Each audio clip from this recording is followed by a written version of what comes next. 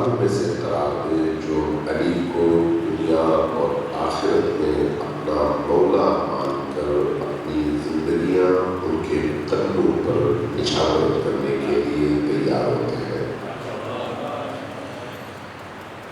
امیر المؤمنین اللہ تبارک و تعالیٰ کی طرف سے اہل زمین کے لیے اس نعمت عظمیٰ کا نام ہے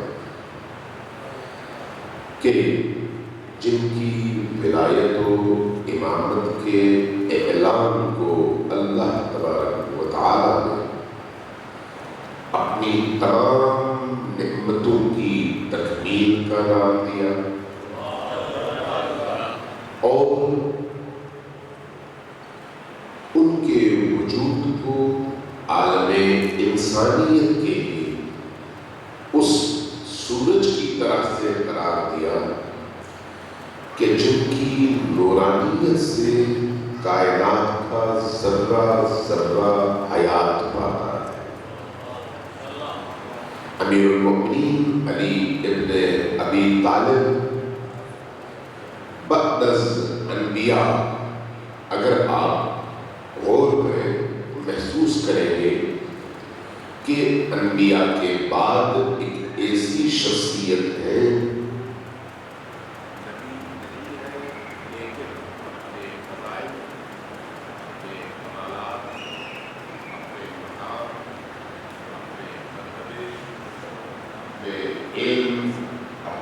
علم اور ذاتی کمالات اور خصوصیات کی بنیاد پر نبی کریم کے بعد افضل ترین بشر بھی ہے اور افضل ترین ہستی بھی ہے۔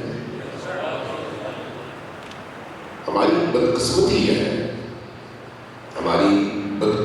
ہے کہ امیر المؤمنین علی ابن ابی طالب اپنے زمانے حیات میں بھی مظلوم تھے اور شہادت کے بعد بھی مظلوم ہی رہے۔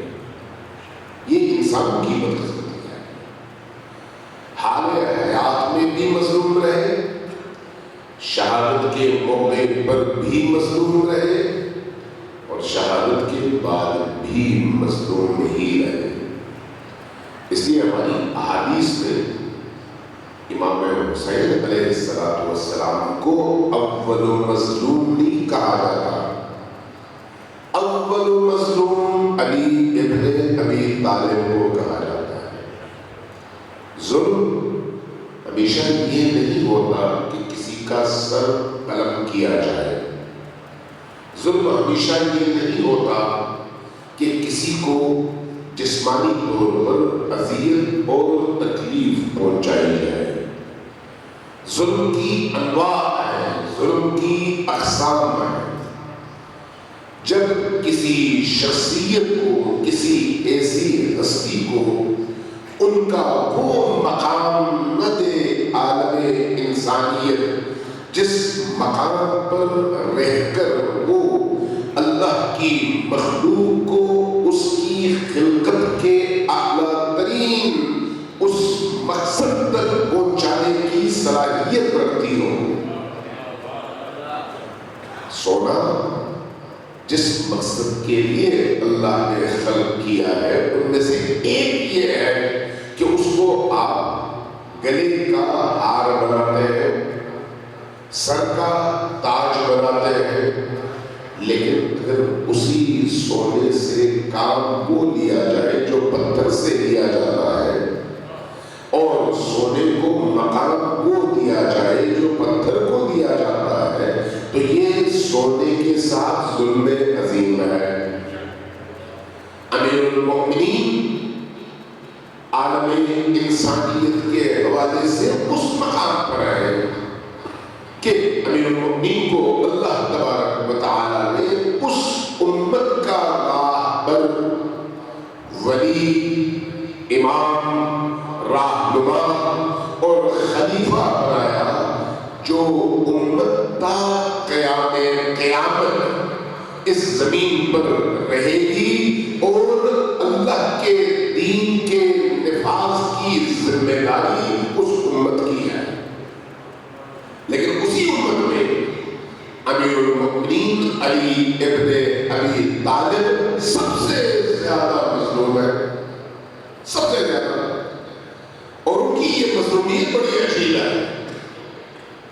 मजलूमियत दुश्मनों की तरफ से भी है और दोस्तों की तरफ से भी है, मुखालिफीन की तरफ से भी है और हामियों की तरफ से भी है। ये अजीब है, वरना आमतौर पर जुल्म दुश्मन करते हैं, लेकिन जब अपने जुल्म करने लगे तो उसका दर्द ज्यादा महसूस होता है। अमीरुल मोमिनीन वो हस्ती है, अमीरुल मोमिनीन की विलायत और इमामत अल्लाह तबारक व तआला की तरफ से वो इनाम है कि उस इनाम के मुकाबले में कोई नेमत ऐसी नहीं है जो बराबरी कर सके।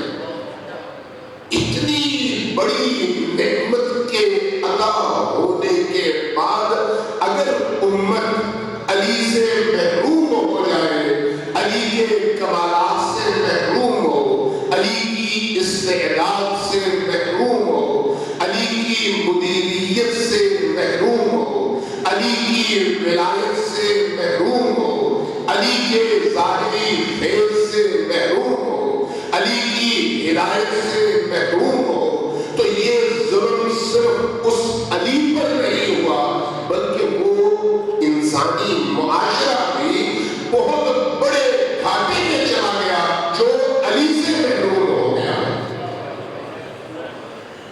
बादों का हम जब विलायत और खिलाफत की बात करते हैं तो ये समझते हैं कि सकीफा में हुकूमत का न मिलना ही सबसे बड़ा जुल्म है। जिन लोगों ने अली इब्ने अबी तालिब की विलायत पर ईमान रखा, क्या उन्होंने अली का हक अदा किया? ये खुद एक बहुत बड़ा सवाल है। हक तो कोई अदा नहीं कर सकता, लेकिन अपनी इस्तेदाद के मुताबिक अली के करीब तो जाया जा सकता है, अली की मारिफत तो हासिल की जा सकती है। इल्म और है, मारिफत और है। इल्म हम सबको है। इल्म उनको भी था जो अली के दुश्मन थे, इल्म उनको भी था जो अली के मुकाबले में खड़े थे, चाहे सफीन में खड़े थे, चाहे नहरवान में खड़े थे, चाहे जबल में खड़े थे, चाहे खुद मदीना के अंदर खड़े थे, उनको भी इल्म तो था। लेकिन मारिफत कितने लोगों को थी और मारिफत हासिल करने वाले लोगों की तादाद उस जब्बे ज़मीर में क्या थी? फिर अली के बाद के अनवार को देखिए, आज तक नए दरवाजे, नए गोशे अली की जिंदगी के, अली के फजाइल के, अली की विलायत को ऐलान करने और उसको फोकस करने के नताइज के वजह से नए उन गोशों की तरफ जाने की जरूरत है जिसके जरिए से हम अली की मारिफत हासिल कर सकें। सब आप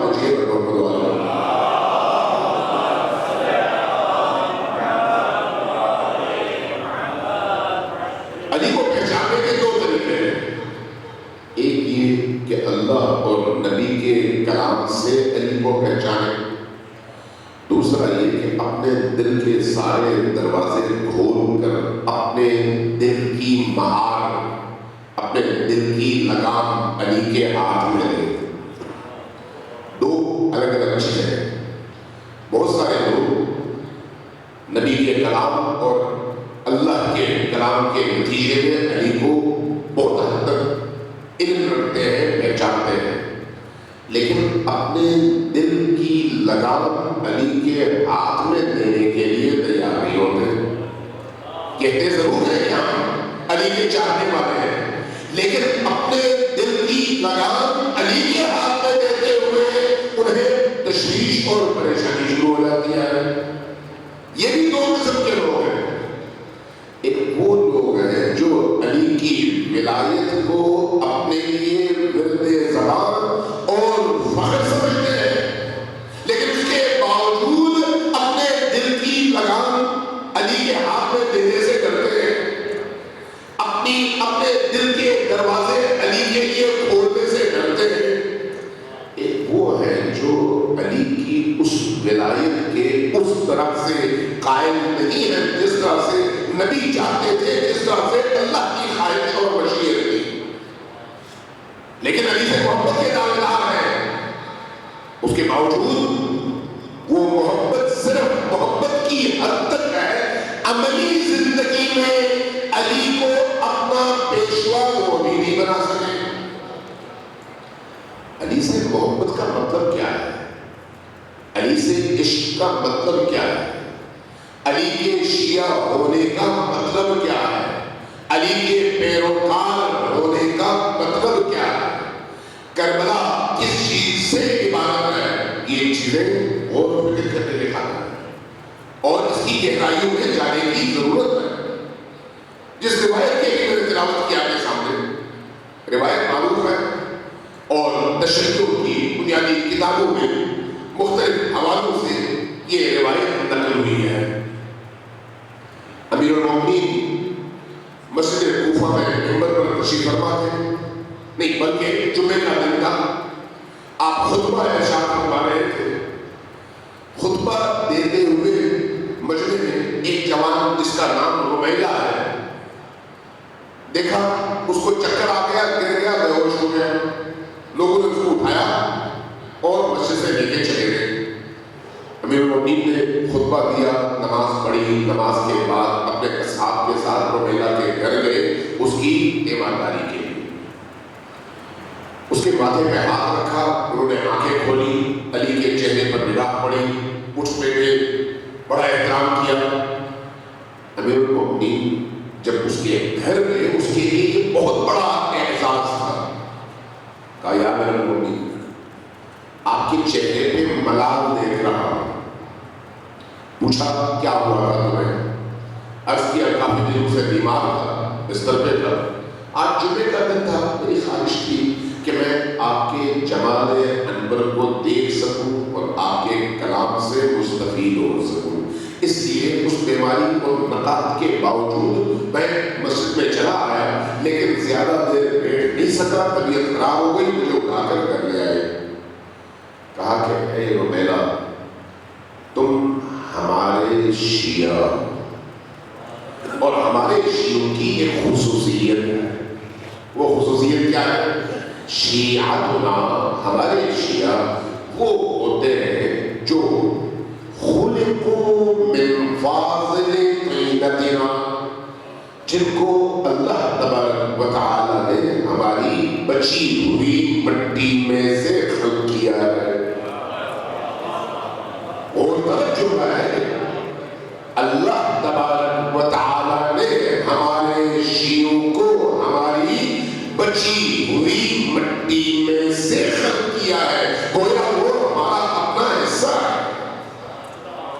وَعُجِلُوا بِمَاءِ مَحَبَّتِنَا، اور جب ان ہمارے پیروکاروں اور شیعوں کا خمیر گوندا جا رہا تھا روزے الست میں، عالم الست میں، تو اس خمیر کو گوندتے ہوئے اللہ تبارک و تعالی نے ہماری محبت کا جو پانی اس مٹی میں ملایا، اس کے نتیجے میں اس مٹی اور اس پانی کے ملنے کے بعد جو خمیر تیار ہوا، اس سے ہمارے پیروکار اور شیعہ خلق کیے گئے۔ وَعُجِلُوا بِمَاءِ مَحَبَّتِنَا، ہماری محبت کے پانی کے ملنے سے ان کا خمیر تیار ہوا ہے۔ اب جب ہمارا کوئی پیروکار غمزدہ ہوتا ہے تو چونکہ وہ ہمارا حصہ ہے، ہمارے وجود کا حصہ ہے، تو جس طرح سے سر میں درد ہو تو تمام دھڑ درد محسوس کرتا ہے، ہاتھ میں درد ہو تو تمام بدن درد محسوس کرتا ہے، اسی طرح سے جب ہمارا کوئی پیروکار، ہمارا کوئی شیعہ جب کسی درد اور کسی مصیبت میں مبتلا ہوتا ہے تو ہم اس کی مصیبت اور اس کے درد کو اسی طرح محسوس کرتے ہیں جس طرح سے وہ محسوس کرتا ہے۔ یہ کوئی چھوٹا مقام ہے، یہ کوئی چھوٹا درجہ ہے، بہت بڑا درجہ، بہت بڑا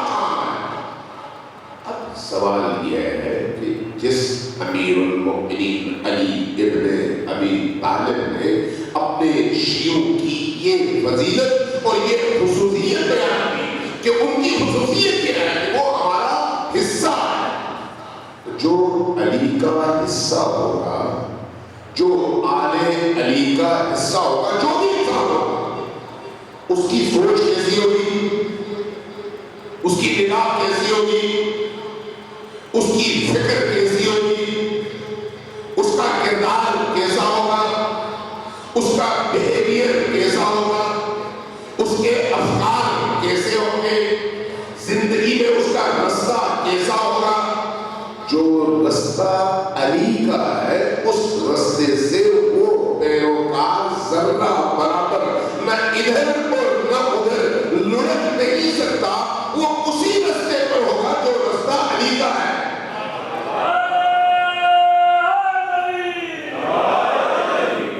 ذرا غور کیجیے گا, سلمان جن کو سلمان محمدی کہا گیا, جن کے بارے میں کہا گیا سلمان منا اہل البیت, سلمان ہم اہل البیت میں سے. کیوں؟ وہ اپنے عمل کے اعتبار سے, پیروی کے اعتبار سے اس مقام پر فائز ہوئے, اپنے عمل کے ذریعے سے اس مقام پر کہ بعض صحابہ پوچھتے تھے کہ اے سلمان, جب رسول آگے چلتے ہیں تو تم قدم بھی وہیں رکھتے ہو جہاں پر رسول نے رکھے, نہ ادھر نہ ادھر. وجہ کیا ہے؟ کہا کہ میں اپنی معنوی زندگی میں بھی اور اپنی مادی زندگی میں بھی چاہتا یہ ہوں کہ میرا محبوب رسول جہاں قدم رکھے وہیں رکھوں, وہاں سے میں 1 انچ ادھر اور ادھر قدم نہ رکھوں, پوری طرح سے پیروی کروں اپنے رسول کی. یہی وجہ ہے کہ نبی نے فرمایا سلمان منا اہل البیت, سلمان ہم اہل البیت میں سے. تو اس لیے علی کے پیروکاروں کو علی کا شیعہ قرار دیا گیا. شیعہ کا مطلب کیا ہے؟ گروہ, پیروکار, پیچھے چلنے والے. علی کا رستہ مکہ کی طرف ہو اور آپ کا رستہ کسی اور طرف, چاہے رات دن ہم علی علی کرتے رہے, جب رخ اس رخ پر نہیں ہے جس رخ پر علی ہے تو پھر میں علی کا شیعہ عملی طور پر نہیں ہوں. مجھے علی کا شیعہ بننے کے لیے بہت ساری منزلوں کو طے کرنے کی ضرورت ہے, بہت ساری منزلوں کو. اس لیے علی کو پہچاننے کی ضرورت ہے. جب آپ منزل طے کرنا چاہیں گے, آپ یہاں سے کسی بھی شہر جانا چاہیں, کراچی جانا چاہیں یا اسلام آباد, آپ کو رستے کا پتہ ہونا چاہیے کہ کس رستے سے آپ جانا ہے, کون سا رستہ سیدھا ہے, کون سا رستہ خطرات سے محفوظ ہے, کون سا رستہ مختصر ہے, کس رستے میں ایکسیڈنٹ کے خطرات کم ہیں, کس رستے میں رستہ جو ہے ہموار ہے. بہت ساری شرطیں آپ دیکھ کر, بہت ساری چیزوں کا خیال رکھ کے پھر آپ اپنے سفر کا آغاز کرتے ہیں. لیکن جب آپ سفر کا آغاز کرتے ہیں تو آپ کا ذہن کلیئر ہوتا ہے کہ میں نے کس رستے پر چل کر اپنی اس منزل تک پہنچنا ہے اور اس ڈیوریشن میں پہنچنا ہے, 8 گھنٹے میں, 10 گھنٹے میں, 12 گھنٹے میں. آپ پہلے سے تعین کرتے ہیں. آپ اس مادی زندگی کے ایک سفر میں اس حد تک غور کرتے ہیں, اس حد تک تحقیق کرتے ہیں تاکہ کہیں آپ کراچی جاتے جاتے بنو نہ پہنچ جائیں. تو پھر جس شخصیت کو آپ دنیا اور آخرت میں اپنا راہنما اور امام قرار دیتے ہیں, اس کو پہچانے بغیر اور اس کی راہ کو پہچانے بغیر آپ پیروی کیسے کر سکتے ہیں؟ اس لیے علی کی پیروی کے لیے علی کی معرفت شرط اول ہے. علی کی پیروی کے لیے علی کی شناخت شرط اول ہے. جب تک علی کو پہچانا نہ جائے, البتہ یہ پہچان خود مدارش رکھتا ہے. مثلا جیسے آپ کے یہاں لائٹ لگی ہوئی ہے, اس کو آپ کہتے ہیں روشنی, سورج کی روشنی ہے اور یہ جو بلب ہے ان کی روشنی ہے. چاند کی روشنی بھی روشنی ہے، لیکن سورج کہاں، چاند کہاں، اور یہ بلب کہاں؟ بلب اپنی کیپیسٹی میں جتنی اس کی ظرفیت ہے، جتنی اس کی کیپیسٹی ہے، اتنا وہ نور حاصل کرتا ہے بلب، اور آپ تک پہنچاتا ہے۔ چاند کی جتنی کیپیسٹی ہے وہ نور حاصل کرتا ہے اور آپ تک پہنچاتا ہے۔ ہر شخص اپنی ظرفیت اور برتن کے مطابق معرفت حاصل کرتا ہے، برتن کے مطابق۔ ایسا نہیں ہو سکتا کہ دو بندے آپ کے سامنے بیٹھے ہو اور دونوں کی معرفت کی سطح برابر ہو، ممکن نہیں ہے۔ اس کے لیے انسان کو اللہ نے برابر خلق نہیں کیا، استعداد اور صلاحیتوں کے حوالے سے مختلف خلق کیا ہے۔ چھوٹی سی مثال دیتا ہوں، سب آپ نے جیسے خود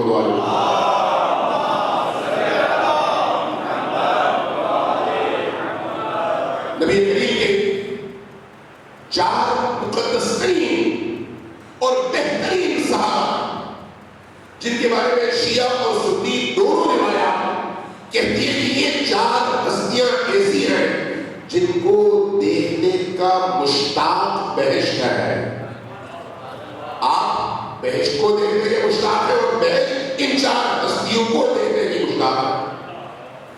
بہشت انتظار میں ہے کہ یہ 4 ہستیاں آئیں۔ وہ کون ہے؟ نمبر 1 علی، نمبر 2 سلمان، نمبر 3 ابو ذر، نمبر 4 مقداد۔ یہ روایت اہل سنت کے یہاں بھی ہے اور تشیعیوں کے یہاں۔ ان 4 ہستیوں میں ایک ہستی ابو ذر۔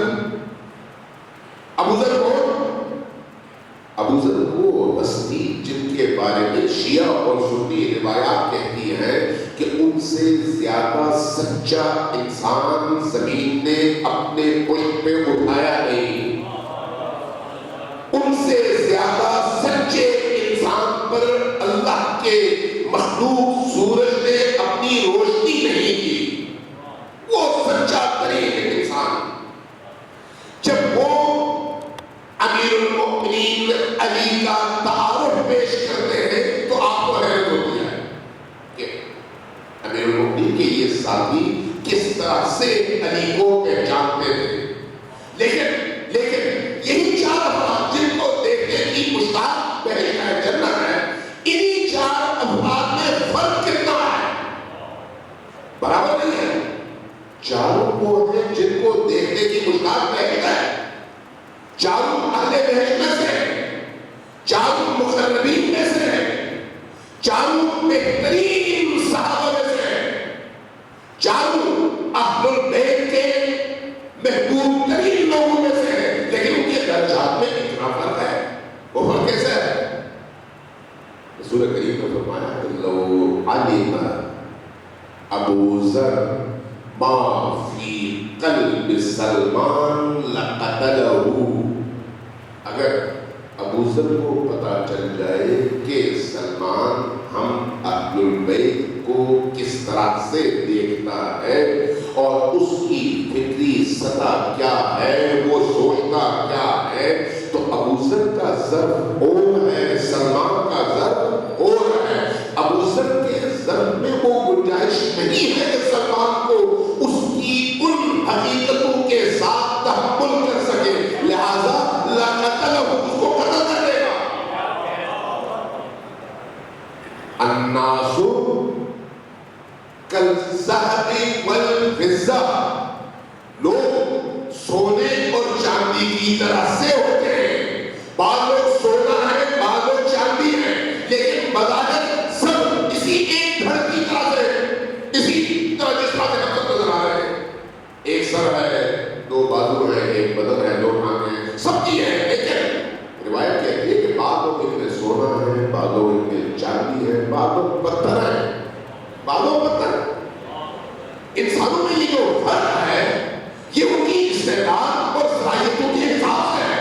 تو یہی فرق آپ کو اہل البیت کے تربیت یافتہ ان لوگوں میں بھی نظر آتا ہے جو اہل البیت کی آغوش اور سایہ لطف اور سایہ تربیت سے ہو کر نکلے ہیں، لیکن ان کا اپنا ضرف ہے، اپنا ضرف۔ لہذا ضروری نہیں ہے کہ مجھے جو معرفت اللہ نے عطا کی ہے وہ دوسرے کو نہیں عطا کرے، جو معرفت کسی بزرگ کو عطا کی ہے وہی معرفت مجھے بھی حاصل ہو۔ لیکن میری ذمہ داری کیا ہے؟ میری ذمہ داری یہ نہیں ہے کہ جس طرح سے حسن ابن علی اور حسین ابن علی علیہ السلام نے علی کو پہچانا اس طرح سے میں بھی پہچانوں، یہ میری ذمہ داری نہیں ہے۔ کیوں؟ اس لیے کہ وہ ظرف میرا نہیں ہے، چونکہ میرا وہ برتن نہیں ہے، ذمہ داری بھی نہیں ہے۔ قرآن کہتا ہے لا یکلف اللہ نفسا الا وسعها، اللہ تبارک و تعالیٰ کسی شخص کو اس کے ظرف سے زیادہ ذمہ دار نہیں ٹھہراتا۔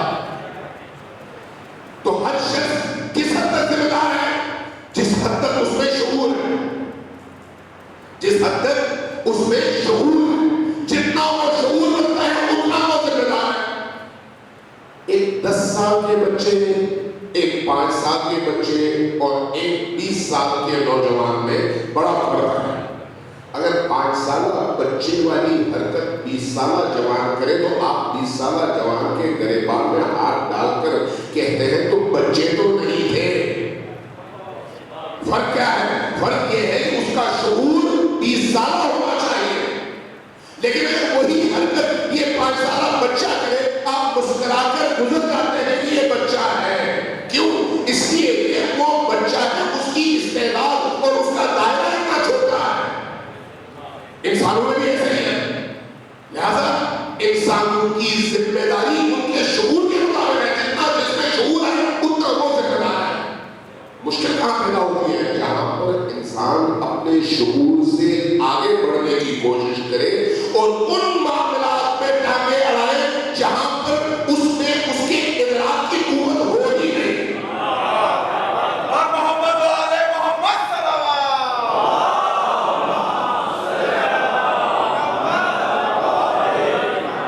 مشکل وہاں پر کھڑی ہوتی ہے جب ایک شخص میں وہ ادراک ہے ہی نہیں، تو پھر اگر وہ اپنے قد، اپنے ظرف اور اپنے برتن سے اونچی بات کرنا شروع کرتے تو خود بہت گمراہی اس کے رستے پر، خود بہت کو پھر اس اصل رستے سے گمراہ ہوگا۔ آپ کا کیا ہے؟ جتنے لوگ علی کے رستے سے منحرف ہوئے وہ کیوں منحرف ہوئے؟ جتنے لوگ باقی ائمہ کے رستوں سے منحرف ہوئے وہ کیوں منحرف ہوئے؟ یہ جو مختلف مسلکیں بنی، مختلف فرقے بنے، مختلف لوگوں نے اپنے اپنے رستے بنائے اور یہ اعلان کیا کہ اس رستے کے ذریعے سے ہم نبی تک پہنچ سکتے ہیں، اور انہوں نے اپنے وقت کی حجت سے اختلاف کر کے اپنا رستہ الگ کیا۔ کیوں کیا؟ اس لیے کہ اپنے ظرف سے آگے قدم رکھا، نتیجتاً گمراہی نے ان کو دبوچ دیا۔ آپ ذمہ دار کہتے ہیں جتنا آپ کا ذہن اور آپ کی عقل ہے، جتنا آپ کا ظرف ہے، اس ظرف کے مطابق آپ مطیع بنے، آپ اطاعت گزار بنے، آپ جو آپ کو کہا گیا اس پر آپ عمل کریں، آپ بڑے مسلمان۔ اس لیے قرآن کریم نے کہا ما آتاکم الرسول فخذوہ وما نہاکم عنہ فانتہوا، جو کچھ میں رسول نے دیا اس کو مضبوطی سے پکڑو اور جس سے روکا اس سے رکو۔ جہاں آپ رکے نہیں وہیں پر آپ گر گئے اس پاتال کی گہرائی میں جہاں سے نکلنا ممکن نہیں ہے۔ اب اس مقدمے کے ساتھ، اس تمہید کے ساتھ، تمہید بڑی لمبی ہو گئی لیکن سمجھانے کے لیے ضروری ہے، اس تمہید کے ساتھ آپ علی کی زندگی کی مشکلات کا مطالعہ کریں، علی کی زندگی کی مشکلات کا مطالعہ۔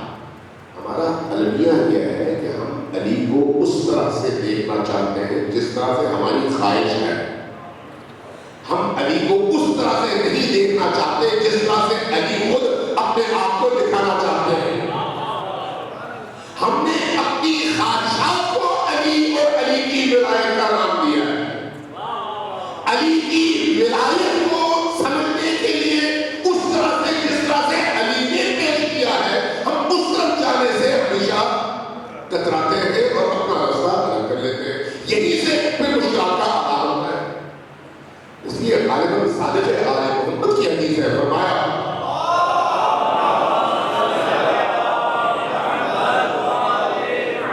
سلوات اس طرف ہے، سلوات پوری طاقت کے ساتھ اور پورے بلبلے اور جوش کے ساتھ دبا کریے.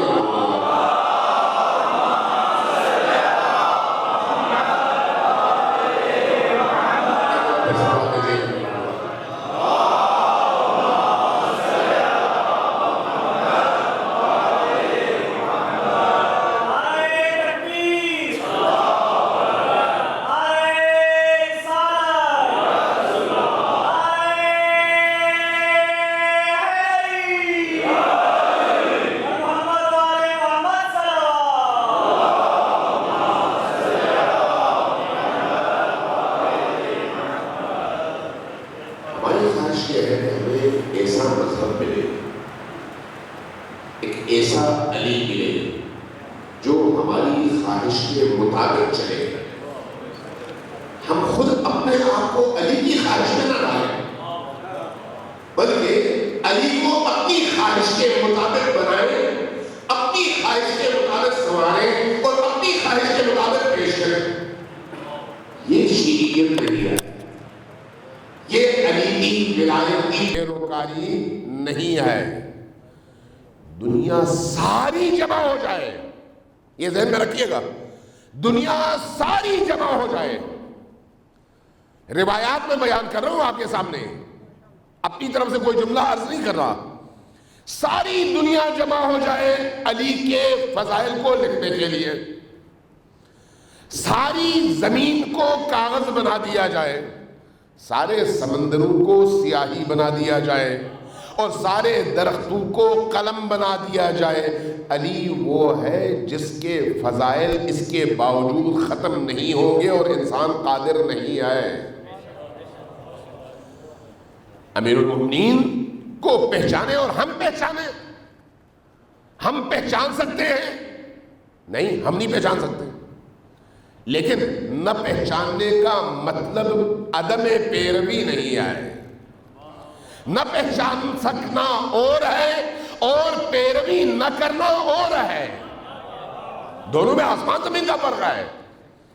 نہ پہچان سکنے کا تعلق ہمارے استعداد سے ہے، ہماری کیپیسٹی سے ہے، ہمارے اندر موجود خصوصیات سے ہے کہ ہم میں جتنی کم خصوصیات ہوں گی ہم اتنا کم پہچانیں گے. لیکن اتنا تو ہم پہچانتے ہیں نا کہ علی واجب اطاعت ہے. یہ بات تو موٹی ہے نا، یہ بات تو ہر ایک کو سمجھ آتی ہے. ہم سے جب قبر میں پوچھا جائے گا تو یہ پوچھا جائے گا کہ کیا تم نے علی کو اپنا امام تسلیم کیا تھا؟ اگر امام تسلیم کیا تھا اور ہمارا جواب ہاں میں ہے تو پھر پوچھا جائے گا پھر علی نے تم سے کہا تھا یوں چلو، تم یوں چلے یا نہیں چلے؟ یہ ہم سے پوچھا جائے گا. لیکن یہ نہیں پوچھا جائے گا کہ علی کا مقام کتنا بلند تھا، کیا اس مقام تک تم فکری حوالے سے پہنچ سکے یا نہیں پہنچ سکے. یہ نہیں ہے. کیوں؟ اس لیے کہ ہم اپنی استعداد کے مطابق پہچان سکتے ہیں، اس سے زیادہ کی ہم میں گنجائش نہیں ہے.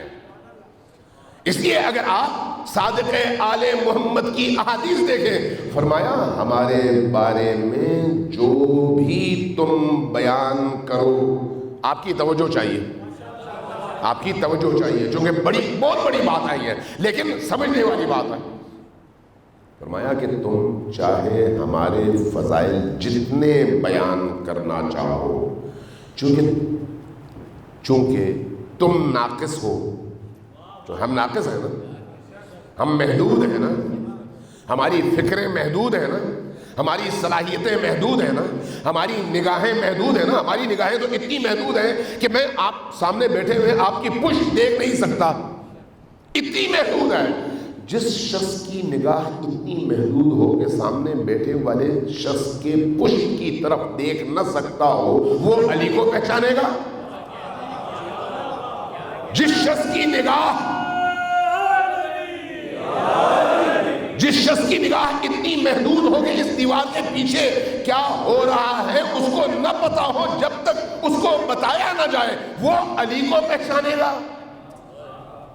فرمایا کہ تم ہمارے بارے میں جو کچھ بھی سوچو وہ تمہارے ذہن کی اختراع ہے اور تمہاری سوچ ہے، ہم تمہاری سوچ سے زیادہ بلند ہیں۔ اللہ تبارک و تعالیٰ نے ہمیں جس طرح سے پیدا کیا ہے وہ اور دنیا ہے، لیکن یہ ذہن میں رکھو کہ ہم جہاں پر بھی ہیں وہاں پر اللہ کے بندے ہیں اور اللہ کی مخلوق ہیں۔ ہمیں اللہ کا بندہ سمجھو، ہمیں اللہ کی مخلوق سمجھو، اور مخلوق سمجھنے کے بعد اگر ہمارے فضائل بیان کرنا چاہو تو تمہاری زبانیں محدود ہیں، ہمارے فضائل لامحدود ہیں۔ صلوات بھیجیے محمد و آل محمد۔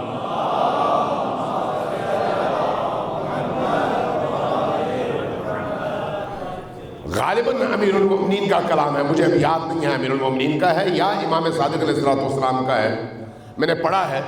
فرمایا کہ اگر جاہل لوگ اپنی زبان نہ کھولتے تو دنیا میں فتنہ ختم ہو جاتا۔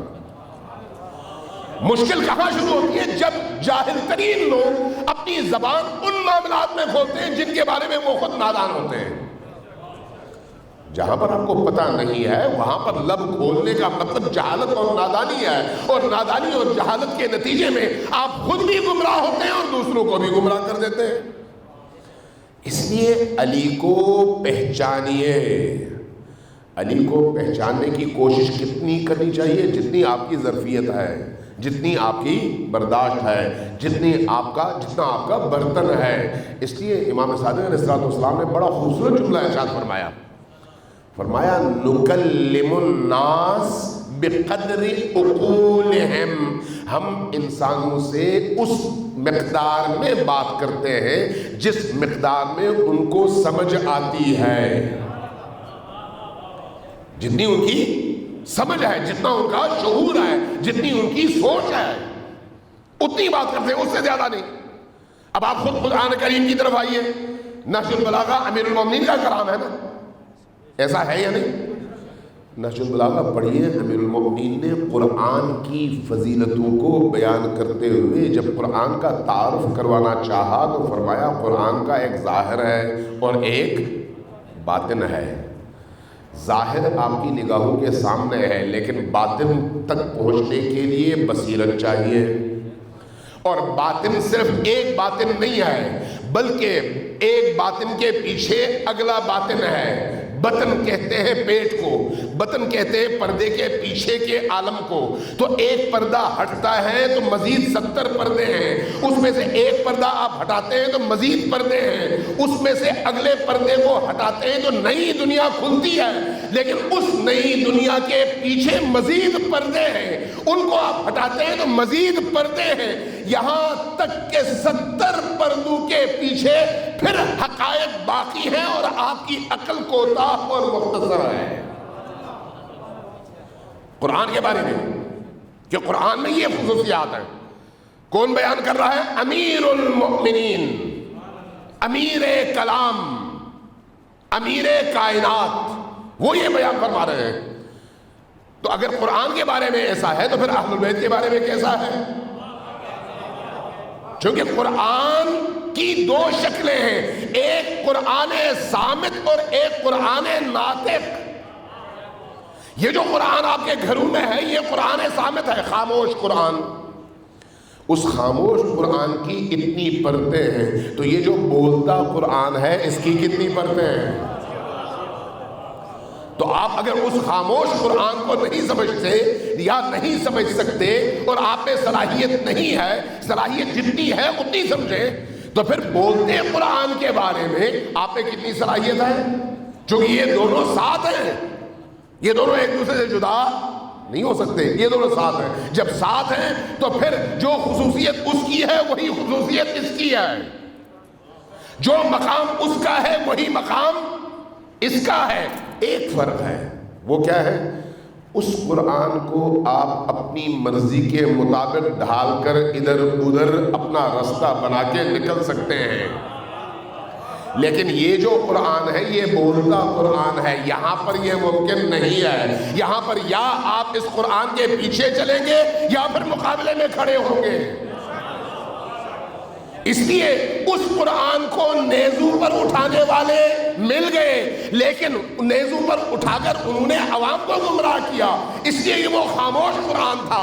لیکن جب یہ بولتے قرآن کی نوبت آئی تو اس قرآن کے سر کو بھی نیزو پر تو اٹھایا گیا، لیکن اٹھے ہوئے سروں نے نیزو پر چڑھنے کے بعد بھی لوگوں کو گمراہ نہیں کیا، بچایا گمراہی سے.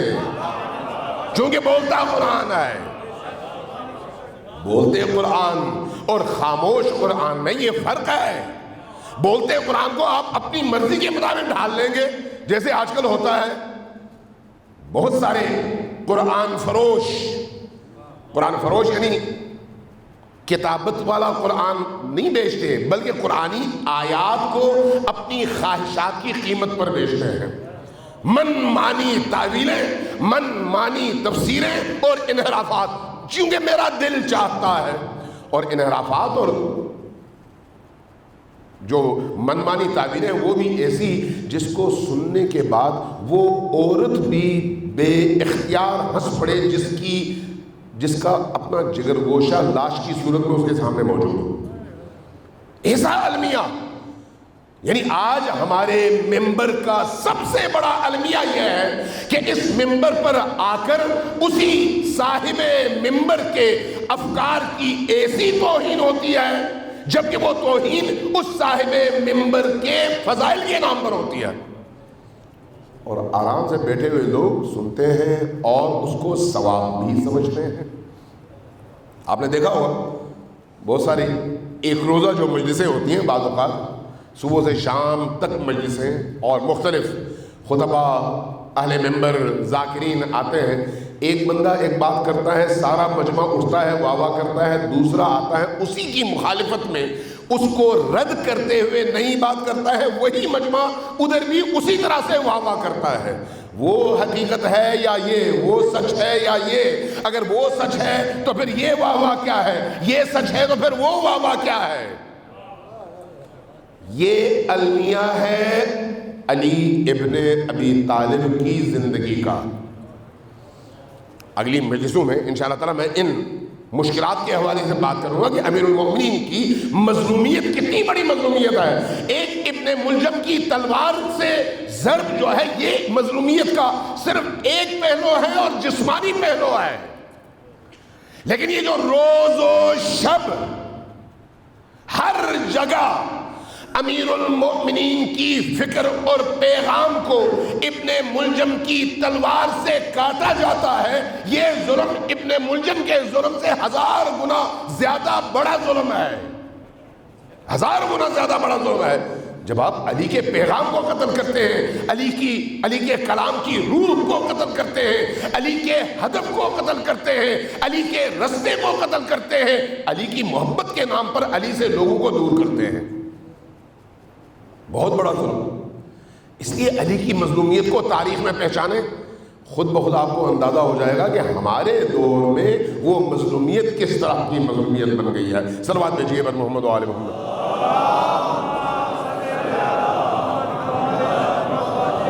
ٹائم کتنا ہو گیا؟ نہیں ٹائم ہو گیا. ایک دفعہ پھر صلوات بھیجیے بر محمد و آل محمد.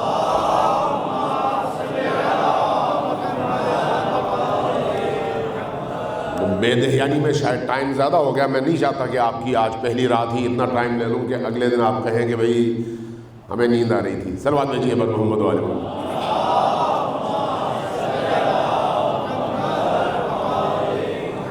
عزیزان گرامی، اہل البیت وہ ہستیاں ہیں جو اللہ کی طرف سے سب سے بڑا انعام ہے عالم بشریت کے لیے، اور ہمارے لیے وہ انعام کئی گنا زیادہ بڑا ہے. اور اہل البیت کی محبت جو ہے نا، اس سے بڑھ کر دنیا میں دولت کوئی نہیں ہے. دل اگر اہل البیت کی محبت سے خالی ہو تو وہ دل نہیں ہے، وہ بنجر زمینہ ہے. اگر آپ کے باطن میں اہل البیت کی مودت نہ ہو، عشق نہ ہو، والہانہ پن نہ ہو، اہل البیت کے لیے آپ کا پورا وجود تڑپے نہیں، تو پھر وہ وجود کسی کام کا نہیں ہے، کسی کام کا نہیں ہے۔ انسان وہی ہے جو اپنے اندر اہل البیت کی محبت کو لمس کرے، محسوس کرے، علی کی محبت کو محسوس کرے، علی کی مودت کو محسوس کرے، آل علی کی مودت اور محبت کو محسوس کرے۔ بالکل نیچرل بات ہے، جب کسی کی ماں وفات پا جاتی ہے تو وہ بے اختیار ہوتا ہے، اس کو رونے کے لیے پیسے نہیں دینے پڑتے، بے اختیار ہوتا ہے۔ کیوں؟ اس لیے کہ ماں سے جو اٹیچمنٹ ہے وہ ایک قلبی کیفیت کا نام ہے۔ لیکن جس کی ماں نہ ہو وہ آتا ہے، افسوس میں شریک کو ہوتا ہے، رو نہیں سکتا، چاہے آپ اس کو 1,00,000 روپیہ دیں، رونے کی نقالی کرے گا، رو نہیں سکتا، رو نہیں سکتا۔ کیوں؟ اس لیے کہ اس کی وہ اٹیچمنٹ نہیں ہے۔ امیر المومنین کی محبت ایک ایسی دولت ہے جو آپ کی روحوں کو علی اور آل علی سے جوڑتی ہے، اور یہی کیفیت پھر آپ کی زندگی کا سب سے بڑا سرمایہ بن جاتی ہے۔ اس لیے یہ جو آپ کی ان مجالس کا انعقاد ہے، یہ مجلسیں کوئی رسم تو نہیں ہے نا، یہ مجلسیں صرف ثواب کمانے کا ذریعہ نہیں ہے، یہ ذہن میں رکھیں۔ ثواب کمانے کے لیے آپ گھر میں قرآن پڑھیں، ثواب ہے، آپ کسی غریب یتیم کے سر پر ہاتھ پھیریں، اس کی مدد کریں، ثواب ہے۔ ثواب کمانے کے ہزاروں رستے موجود ہیں، ہزاروں رستے، لیکن ان رستوں میں اور اولاد علی کی مجلس اور یاد اور ذکر کی ان مجالس اور محافل میں ایک بنیادی فرق ہے، وہ ثواب کے لیے ہے تمام اعمال، لیکن یہ انسان کی روح کو زندہ کرنے کے لیے ہے۔ یہ مجالس، یہ جو ذکر علی و آل علی کی محافل ہیں، آپ کی مودت کو دو آتشہ کرنے کے لیے ہے، اور اس کے لیے پھر ماحول چاہیے ہوتا ہے۔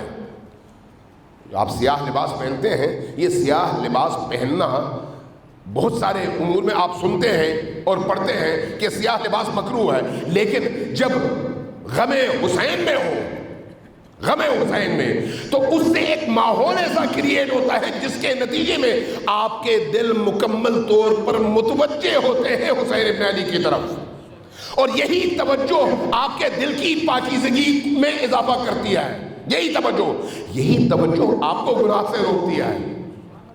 آپ قرآن اور نماز کے بارے میں پڑھتے ہیں، ان الصلاۃ تنہا عن الفحشاء والمنکر، پڑھتے ہیں ان الصلاۃ تنہا عن الفحشاء والمنکر، نماز انسان کو فحشاء اور برائیوں سے روکتی ہے۔ لیکن بہت سارے لوگ ہیں جو مسجدوں میں بدکاری کرتے ہیں، مسجدوں میں، اللہ کے گھر میں، لیکن عزاداری سید الشہداء، اگر حقیقی معنی میں عزاداری سید الشہداء ہو تو وہ آپ کے دل کو اتنا نرم کر دیتی ہے، اتنا نرم کر دیتی ہے کہ چھوٹی چھوٹی باتوں پر آپ کی آنکھوں کے ساحل پر آنسو پہنچ جائیں اور ذکر حسین سے وہ آنسو چھلک پڑے، اور یہ جب آنسو چھلکتے ہیں تو آپ کے دل کی تمام کدورتوں کو پاک کر کے بہا لے جاتی ہیں اور آپ کے دل کو نورانی کر دیتی ہیں۔ یہی آنسو ہے، یہی آنسو ہے۔ جو آنسو آپ اپنے کسی مرحوم پر بہاتے ہیں وہ آنسو آپ کو پاک نہیں کرتے، لیکن جو آنسو آپ حسین ابن علی پر بہاتے ہیں وہ آپ کے دل کی دنیا کو اتنا نورانی کر دیتے ہیں، آپ کی دنیا بدل دیتے ہیں۔ لہذا ان مجالس کی قدر جانیے۔ اگر ائمہ خدا علیہ الصلوۃ والسلام نے ان مجالس کے لیے خصوصی اہتمام کیا تو اس کی وجہ یہی ہے کہ ذکر حسین تطہیر قلب اور تطہیر روح کا سب سے اچھا اور مؤثر رستہ ہے۔ ایک واقعہ نقل کروں گا، ایک چھوٹا سا واقعہ۔ امام خمینی کے حال حیات میں ایک صاحب تھے، خود عالم دین بھی تھے، اہل منبر بھی تھے، اور بہت خوبصورت گفتگو کرتے تھے، اور خصوصاً جب اہل البیت کے مصائب بیان کرتے تھے تو ایسے بیان کرتے تھے، صرف روایات سے، صرف احادیث سے، یعنی من گھڑت چیزیں نہیں، صرف احادیث سے۔ اور سچ جانیے تو جب آپ کوئی سچی بات کرتے ہیں تو سچی بات جب زبان سے نکلتی ہے تو دل پر اثر بھی کرتی ہے۔ اس کے لیے پھر کند چھرا لے کر مظلوم کو ذبح کرنے کی ضرورت پیش نہیں آتی۔ وہ جب روایات کے جملے نقل کرتے تھے ائمہ سے تو وہ جملے ایسے ہوتے تھے کہ انسان کی روح معطر ہو جائے اور دھاڑے مار کر انسان ہونے لگے۔ وہ اپنا ایک واقعہ نقل کرتے ہیں، وہ مرحوم ہو گئے، اللہ ان کو بہشت میں جگہ عطا فرمائے۔ میں نے کئی دفعہ ان کو سنا اور خود امام خمینی کی اپنی محفل میں مجھے بھی توفیق ملی، میں وہاں پر گیا تو وہاں پر انہوں نے جو پڑھا واقعی لگتا تھا جب وہ پڑھتے تھے کہ در و دیوار ان کے ساتھ اس عزا میں شریک ہیں، ایسی کیفیت بن جاتی تھی۔ کہنے لگے 9 محرم کا دن تھا، کہنے لگے 9 محرم کو میں صبح گھر سے نکلا تاکہ شام تک مختلف بڑے بڑے اجتماعات میں لوگوں کے درمیان جا کر ذکر حسین سے لوگوں کے قلوب کو منور کر سکوں۔ ایران میں بچوں کی تربیت کے لیے ایک رسم ہے، وہ یہ ہے کہ بچے بھی بڑوں کی نقالی میں، یہاں پر پنجاب میں بھی پرانے زمانوں میں ہوتا تھا، ابھی مجھے نہیں پتا، کہ محرم کے ایام میں چھوٹے چھوٹے بچے جمع ہوتے اور ایک بچہ ممبر بنا لیتا، اس پر بیٹھتا اور پھر جو ہے جو کچھ اس نے ذکر حسین کی مجالس میں سنا ہوتا وہ باقی بچوں کو سناتا۔ اس طرح کا ایک نقالی کا بچوں کے اندر ایک جذبہ ہوتا ہے۔ ایران میں یہ ہوتا ہے کہ بچے گلی محلے کے اکٹھے ہو جاتے ہیں، 8 10 20 اکٹھے ہو گئے، گلی کے نکڑ پہ 2-4 پتھر رکھ کے ایک جگہ بنا لیتے ہیں، کہتے ہیں بھئی جب تک آزاداری ہے اس وقت تک ہم یہاں پر ذکر حسین کریں گے، اور پھر وہاں پر برتن میں پانی رکھتے ہیں، چائے رکھتے ہیں، گزرنے والوں کو چائے پلاتے ہیں تاکہ امام حسین کی یاد کو بچے بھی اپنے حصے کے طور پر ادا کر سکیں۔ کہنے لگے جب میں گلی میں داخل ہوا تو میں نے چند بچوں کو دیکھا جو اسی طرح سے جمع تھے۔ جیسے ہی انہوں نے مجھے دور سے دیکھا ان میں سے 2 بچے بھاگ کر آئے، کہا کہ آقا آپ یقیناً عزاداری کے لیے جا رہے ہیں، ہم بچوں نے مل کر یہاں پر یہ محفل سجائی ہے، 8 10 بچے ہیں، آپ یہاں پر ہمیں 2-4 مصائب اور اہل البیت کے تذکرے کے جملے سنائیے اور اس کے بعد جائیے۔ کہاں وہ مرحوم کوثری اتنے بڑے خطیب جو 10 10 20 20 40 40 50 50 ہزار کے بڑے اجتماعات سے خطاب کریں، اور کہاں یہ 4 بچے گزرنے لگے تو بچوں نے دامن پکڑ لیا۔ انہوں نے کہا آج میری مصروفیات بہت ہے، کہا نہیں جو کچھ بھی ہو آپ 2 جملے ہمیں کیا 2 جملے سنا دیں۔ کہتے ہیں وہ خود بیان کرتے ہیں، کہتے ہیں کہ میں ان بچوں کے اخلاص کی وجہ سے مجبور ہوا آ کے جو پتھر انہوں نے سجائے ہوئے ان میں سے ایک پتھر کے اوپر بیٹھ گیا۔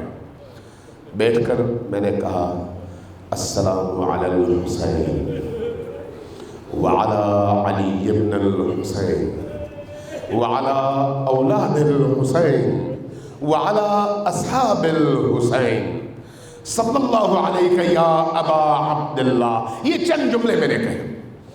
ان بچوں نے سر جھکائے، جب یہ جملے سنے ان کی آنکھوں میں آنسوں کی نمی میں نے محسوس کی، اٹھنے لگا تو بچوں نے کہا کہ آپ کا بہت بہت شکریہ، آپ نے ہمیں ٹائم دیا، بس یہ چائے پیتے جائیے چونکہ ہم نے بڑی محنت سے یہ چائے بنائی ہے۔ کہتے ہیں کہ مجھے انہوں نے ایک پلاسٹک کے برتن میں چائے دی، چائے میں نے اٹھائی، اب چائے قہوہ وہ بھی بغیر چینی بغیر کسی اور اس کے، اور وہ بھی پلاسٹک کے ایک برتن میں۔ تو جب چائے میں نے یوں اٹھائی اس کی شکل دیکھی تو میرا جی نہیں چاہا، لب سے میں نے لگایا تو اس کے ذائقے سے میرے اندر ایک کیفیت پیدا ہوئی، پی نہیں پا رہا تھا۔ اب میں ان بچوں کو رد بھی نہیں کر سکتا تھا۔ میں نے دیکھا جب میرے ہاتھ میں کپ آ گیا تو بچے آپس میں مصروف ہو گئے، میں نے ان کی نگاہ بچا کے ایک طرف وہ برتن سے چائے انڈیل دی اور 2-4 لمحے بیٹھا، اور اس کے بعد برتن رکھ کے میں نے کہا کہ میں نے چائے پی لی ہے بچوں، اب مجھے اجازت ہے؟ کہنے لگے ہاں آپ جائیے۔ میں اٹھا، کہتے ہیں اس کے بعد شام تک چونکہ 9 محرم کا دن تھا مختلف جگہوں میں جا کے بڑے بڑے اجتماعات سے خطابات کیے اور مجالس پڑھی، رات میں واپس گھر آیا تھکن سے چور تھا۔ گھر پہنچا، وضو کیا، زیارت عاشورہ پڑھی، پڑھنے کے بعد پھر میں نے کہا کچھ دیر سوتا ہوں چونکہ کل عاشور کا دن ہے اور آج شب عاشور ہے، کچھ دیر سونے کے بعد اٹھ کے اپنی عبادات اور پھر کل صبح کی ایکٹیویٹی شروع ہو جائے۔ کہتے ہیں جب میں سو گیا تو کچھ لمحے بعد میں نے دیکھا بی بی تشریف لے آئی. کہتے ہیں جب بی بی تشریف لائی تو میں نے سلام کیا, آپ نے جواب دیا. جب جواب دیا تو میں آپ کی طرف دیکھ رہا تھا, چونکہ وہ سید تھے. کہنے لگے میں دیکھ رہا تھا, بی بی نے مجھ سے کہا کہ کوثری آج تم نے جتنی بھی مجلسیں پڑھی ہیں ان میں سے کوئی بھی ہماری بارگاہ میں قبول نہیں آئے. میں مضطرب ہو گیا, کوئی بھی قبول نہیں ہے. کہا ہاں ایک مجلس تمہاری قبول ہے. وہ کون سی؟ وہ وہی ہے جو تم نے ان بچوں کے درمیان پڑھی تھی. ان بچوں کے درمیان جو پڑھی تھی وہی قبول ہے. میں نے کہا بی بی وہ کیوں؟ کہا کہ اس میں تمہارے دل میں اخلاص تھا اور تم نے ان بچوں کا دل رکھا ہمارے لیے, اس لیے وہ قبول ہے. کہتے ہیں میں رو پڑا. ایک میری مجلس قبول ہوئی ہے اور وہ بھی بارگاہ فاطمی میں قبول ہوئی ہے. پھر بی بی نے میری طرف ایک عجیب سی نگاہ اٹھائی, دیکھنے کے بعد کہا کہ تم نے وہ چائے گرا کیوں دی تھی؟ میں نے پوچھا بی بی یہ سوال آپ کیوں کر رہی ہیں؟ جواب میں فرمایا کہ کیا تمہیں نہیں معلوم کہ وہ چائے ہم نے اپنے ہاتھوں سے بنائی تھی؟ وہ چائے ہم نے اپنے ہاتھوں سے بنائی تھی. جو عزاداری سید الشہداء کے لیے اخلاص کے ساتھ آپ منعقد کرتے ہیں, جو عزاداری سید الشہداء اور بی بی دو عالم کی بارگاہ میں طبق اخلاص میں رکھ کر پیش کرتے ہیں, وہ کبھی بھی رد نہیں ہوتی. وہ آپ کو بھی اونچا کرتی ہے چونکہ خود اونچی ہوتی ہے, وہ آپ کو اس مقام پر لے جاتی ہے. اس لیے کربلا والوں کے تذکرے کے انعقاد کے لیے, مجالس کے لیے آپ کے عزاداروں اور سننے والوں کی کثرت شرط نہیں ہے. کثرت کی کوئی حیثیت نہیں ہے. 2 بندے ہوں 3 بندے ہوں, اگر آپ نے حقیقی معنوں میں اپنے دلوں کو پاک و پاکیزہ کر کے ان ہستیوں کی بارگاہ میں پیش کیا تو یہ محفل ان کی بارگاہ میں قبول ہے. اور اگر یہ کیفیت نہیں ہے تو ہزاروں کا لشکر آپ جمع کر لیں, ان کی نگاہ میں کوئی قیمت نہیں ہے, اس کی کوئی قیمت نہیں ہے. عزاداری سید الشہداء ہمارے لیے حیات کا باعث ہے. اس لیے کوشش کریں آپ کی آنکھیں نم ہوں, کوشش کریں آپ کا دل ٹوٹا ہوا ہو, کوشش کریں دل کی جتنی بھی قدورتیں اور بیماریاں ہیں انہی آنسوں کے ذریعے سے پاک ہو جائیں. جب میں منہال کا وہ واقعہ سنتا ہوں اور پڑھتا ہوں کہ جب وہ امام سید الساجدین کی بارگاہ میں آئے اور پوچھا یبن رسول اللہ آئے, روایات میں ہے کہ جب وہ امام سجاد کی بارگاہ میں آئے تو دیکھا ایک ٹرے میں پانی ہے, تشت میں, اور پانی دیکھ کے سید الساجدین گریہ فرما رہے ہیں. جب گریہ فرماتے ہوئے دیکھا تو عرض کیا یبن رسول اللہ کربلا کے واقعے کو اتنی دہائیاں گزر گئیں ابھی تک آپ رو رہے ہیں؟ کیا فرمایا؟ فرمایا کہ منہال تم نے ظلم کیا, تم نے بہت بڑا ظلم کیا. گھبرا گیا, کہا کہ یبن رسول اللہ کیسا؟ فرمایا کہ حضرت یعقوب کا ایک یوسف ان کی آنکھوں سے اوجھل ہو گیا تھا. ابھی وہ مرا نہیں تھا, قتل نہیں ہوا تھا, لیکن آنکھوں سے اوجھل ہوا تھا. یعقوب اتنا روئے کہ ان کی آنکھیں سفید ہو گئی. میری تو آنکھوں کے سامنے میرے 18 یوسف ذبح ہوئے. جب اتنے میرے یوسف ذبح ہوئے ہیں تو مجھے رونے کا حق حاصل نہیں ہے. جواب میں منہال چونکہ شاگرد ہے کہا کہ یبن رسول اللہ یہ شہادت تو آپ کا ورثہ ہے, پھر اس پر رونا کیسا؟ بہت رو لیے. کہا کہ ہاں شہادت ہمارا ورثہ ہے, لیکن بیویوں کا ننگے سر بازاروں میں پھرایا جانا تو ہمارا ورثہ نہیں ہے.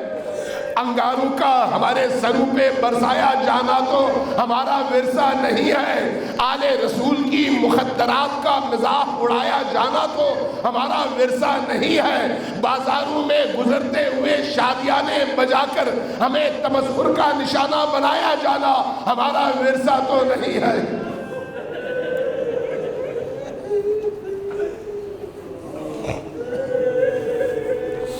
انا للہ و انا الیہ راجعون وسیعلم الذین ظلموا ای منقلب ینقلبون